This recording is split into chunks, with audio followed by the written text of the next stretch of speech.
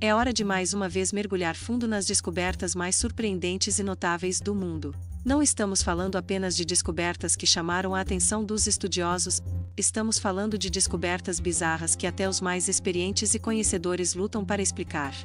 Até mesmo seus colegas da comunidade científica ficaram perplexos.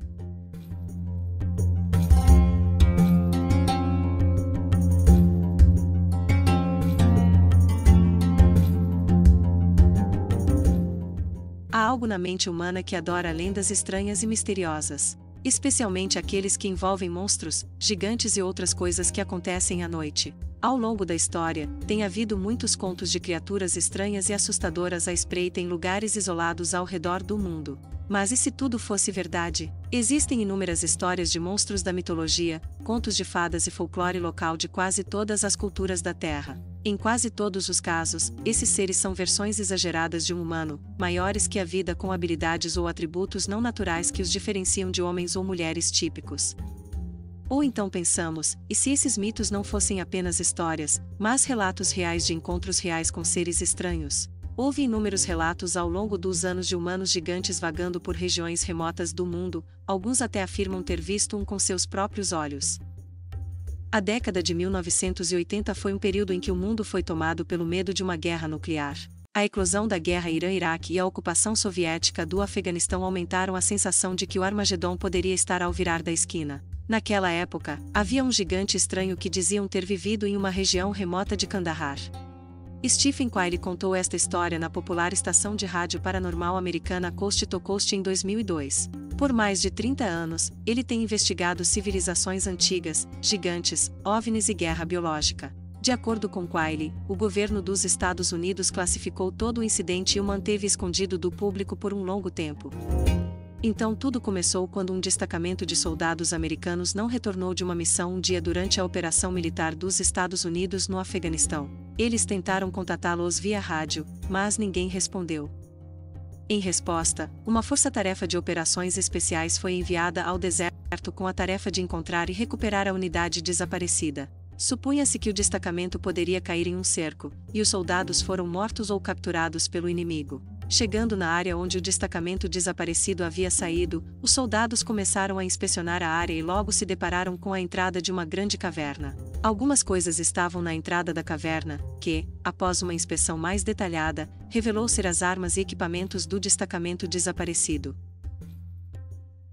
O grupo estava olhando cautelosamente ao redor da entrada da caverna, quando de repente uma pessoa gigantesca saltou, mais alta do que duas pessoas comuns empilhadas uma em cima da outra. Era definitivamente um homem com uma barba ruiva. Ele gritou de raiva e correu para os soldados com os punhos. O mesmo recuou e começou a atirar no gigante.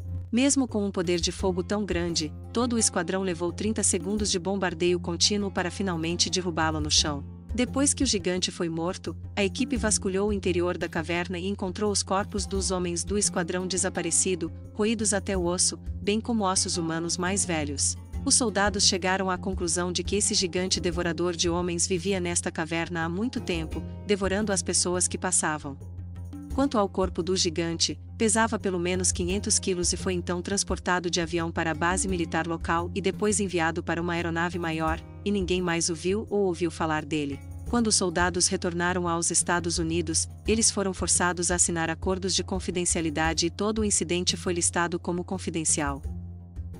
Os céticos descartaram essa história como fabricada e uma mera farsa. Em resposta, muitas pessoas perguntaram que tipo de interesse próprio elas têm, nesta história em particular, se mentiram. Enquanto outros sugeriram, é possível que fossem alucinações em massa como resultado da exposição à radiação prejudicial, afetando as mentes dos soldados ou sua consciência.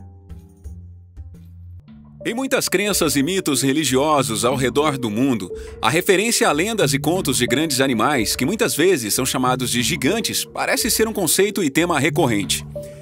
Independentemente da origem dos humanos e das influências culturais de seus ancestrais e mitos. De fato, evidências de hominídeos maiores e mais poderosos são encontradas na história arqueológica e evolutiva, bem como em muitos registros históricos antigos que detalham eventos com grande precisão e são muitas vezes considerados obras de não ficção que também se referem a hominídeos.